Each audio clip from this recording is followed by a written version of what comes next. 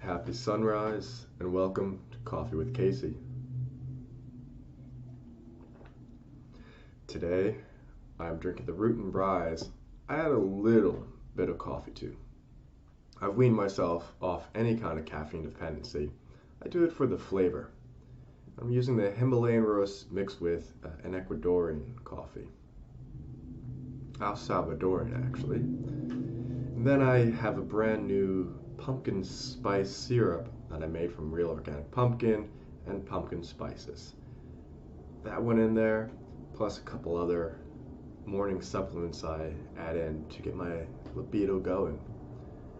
Those ones are secrets. Those are for those who really need this habit and have formed other habits. That's right. The order of habits is extremely important. I could tell someone, hey, this is a life changer, though I'm not going to give that habit to someone who is eating fast food, who doesn't exercise, who overconsumes sugar and caffeine and alcohol. They have not put the work in to meet with this herb.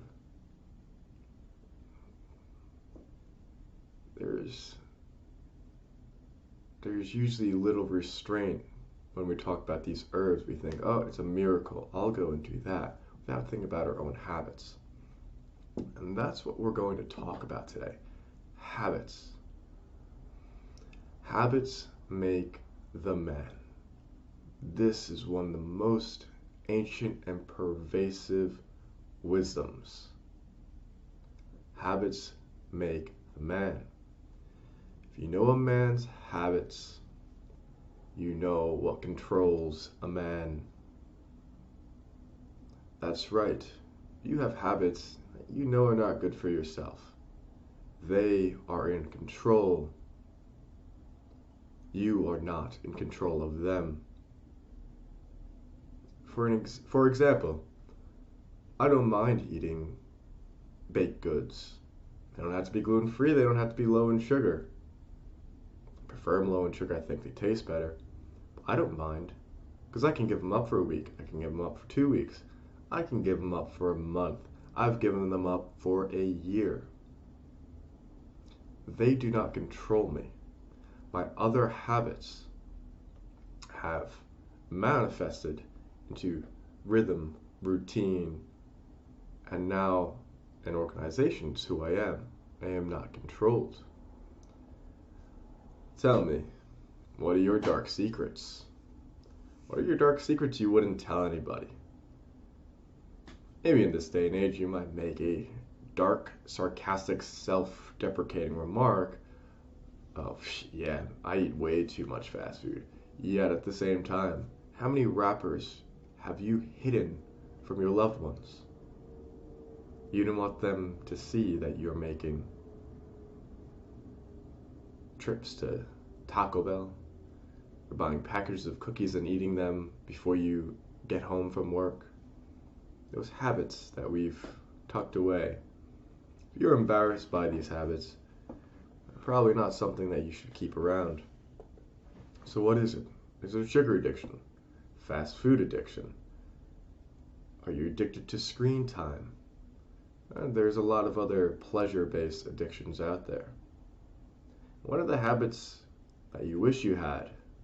Do you wish you exercised regularly? That you had regular, healthy meals? Do you wish that you had a habit of focus? That's right, that's a habit, that's a learned habit. What are the habits you wish you had that after you do them, you feel the joy down into your bones? It's not superficial level pleasure, but it makes your day better. How do we get that done? Changing habits is the hardest. thing we can do, especially habits we formed when we were young. If you're a parent, especially a new parent, where are your kids' habits coming from? They're coming from your habits. Even if you're a smoker now, they're more likely to become a smoker later. If you eat fast food now, they're more likely to become dependent on fast food. Our whole entire being changes into a fast food eater.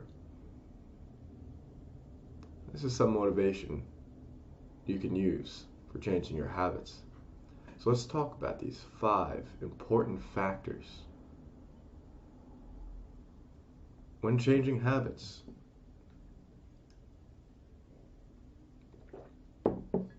1, these are in no particular order, they all go together.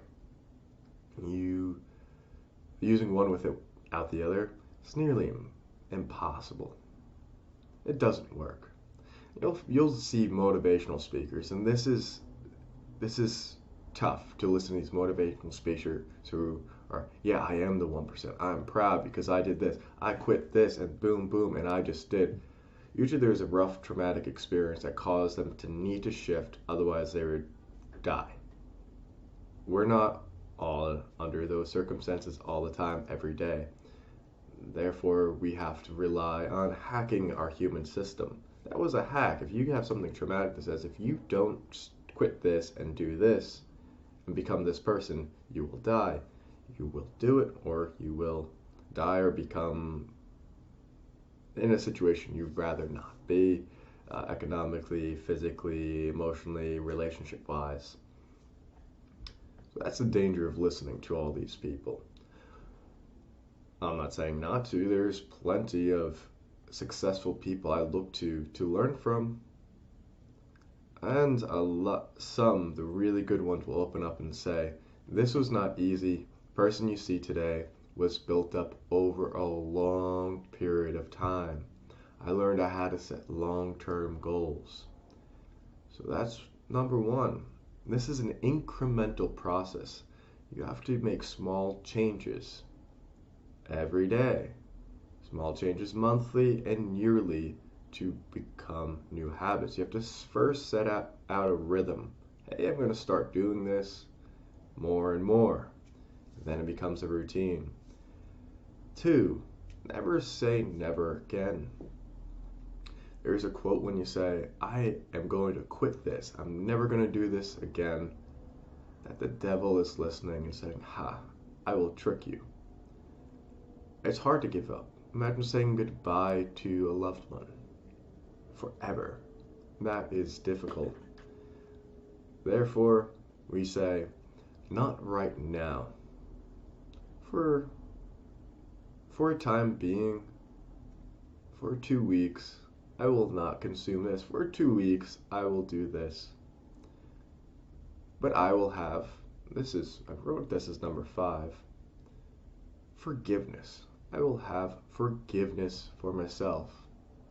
If I do relapse and I eat some sugar, I have a bad day, I drink too much when I said I wasn't going to drink too much anymore, that's alright. We can forgive ourselves. Especially because we're not the organization of a person who has everything in place to make sure they're keeping their new healthy habits up. Like, alright, well, what happens when I have to go out? What happens when I have to leave earlier? What happens when I'm traveling? What happens? We have to learn the routines for those. That's why it's important to stay incremental and make sure we have the rhythm, we're going towards it. Then we get the routine, then we become that animal, that organism, that organization that has all the correct ways to keep your habits going. So forgive yourself when it happens. Otherwise, temptation will come to get you. How do we prevent temptation? Clear out the obstacles. If you're in a messy environment, clean that out, because that's going to occupy space in your mind. If you're waking up in a messy environment, your mind is now occupied with all these things you have to do, and it's not going to be able to focus and want to do all these new habits. You just heard this study that said Someone who has too many obstacles in their path, um, living in a crowded environment, is less likely to make a healthy choice. They're not going to opt for a salad with some, chicken breast on it. They're going to opt for some fried chicken with some mustard and mayo, or mayo and ketchup on it, with no vegetables. Why?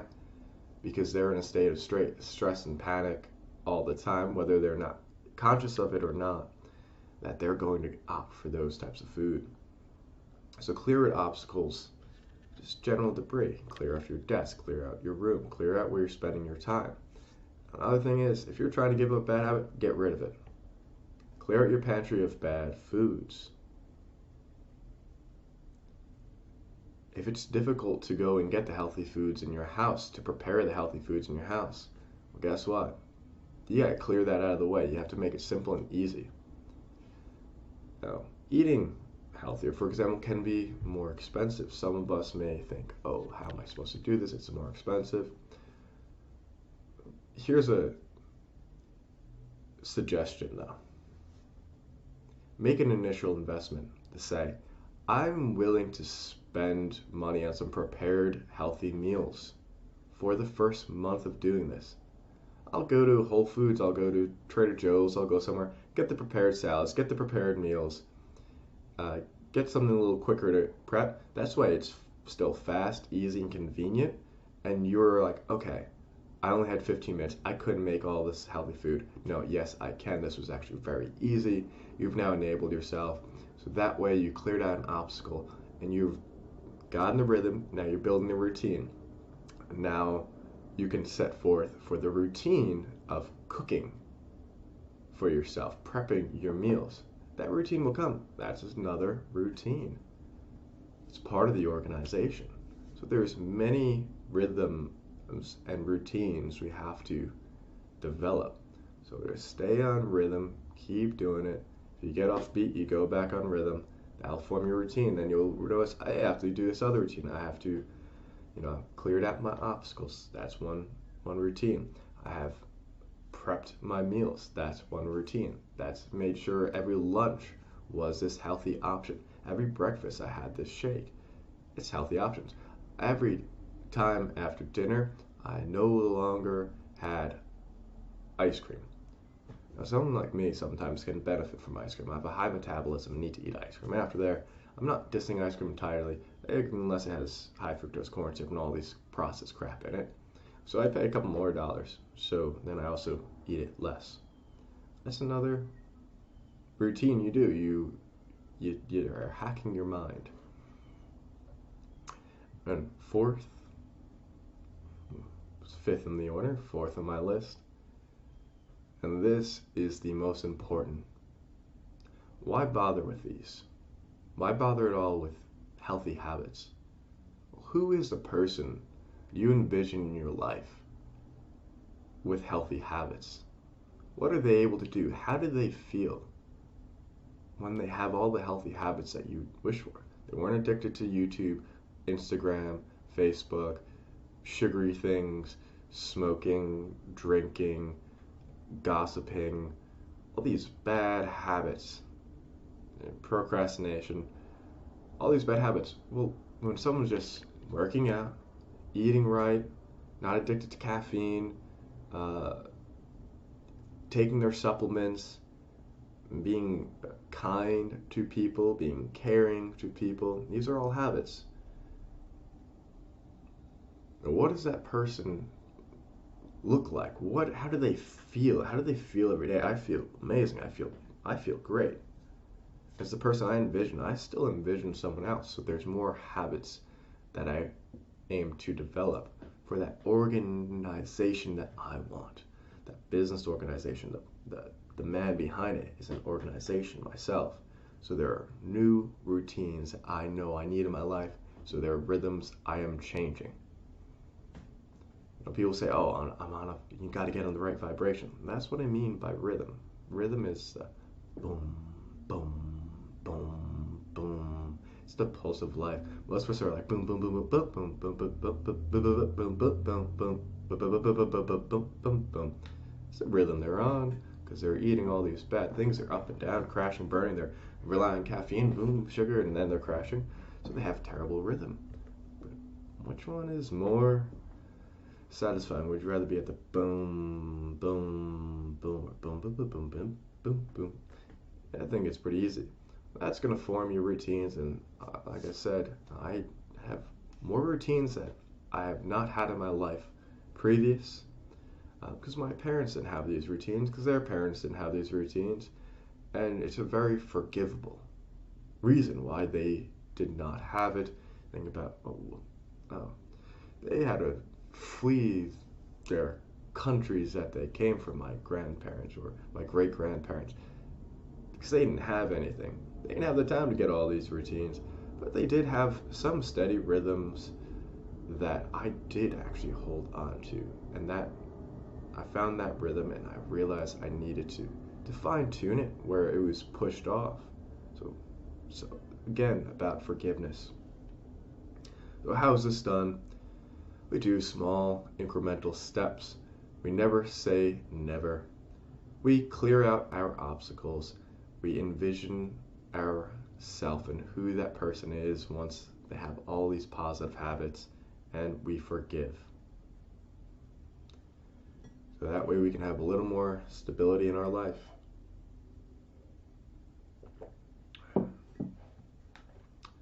Please reflect on what we have talked about today and see how you can incorporate that in your life.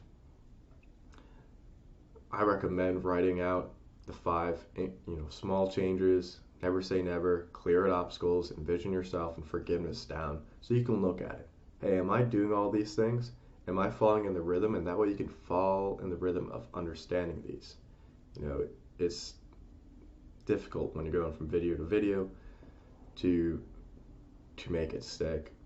So that way you can always reflect, and please reflect, incorporate other knowledge you've learned from other places, incorporate knowledge on the specifics of the routines and the rhythms that you wish to have, learning about what a successful individual looks like. I'm not talking about economic success, just like full on, that person's like doing it. They're a human, those people. So please take the time to reflect and incorporate. And I thank you for coming. Please, if you like this, like, share, and subscribe. If you'd like to support our channel even further, we do not have a Patreon. We do have a website that sells your new healthy rhythm. It is a root and mushroom coffee blend, shrooms of stability. We have root and rise, and ground and grounds. Soon to be launched is an instant mushroom chai tea loaded with antioxidants, antiviral properties, immune boosting, energized without any caffeine. If you're looking to kick your caffeine addiction, the feedback I've gotten is 2 weeks on our blend with the coffee, and now there's no more needing of that coffee. We've removed the obstacle by swapping in something that's like your old habit, that feels the same, that you can just, I know this habit of making coffee in the morning, because you make it like coffee, it brews like coffee, it tastes like coffee. However, it feels like magic. So that's shroomsofstability.com. You will find the link below. I'm looking forward to seeing you next time. Be well.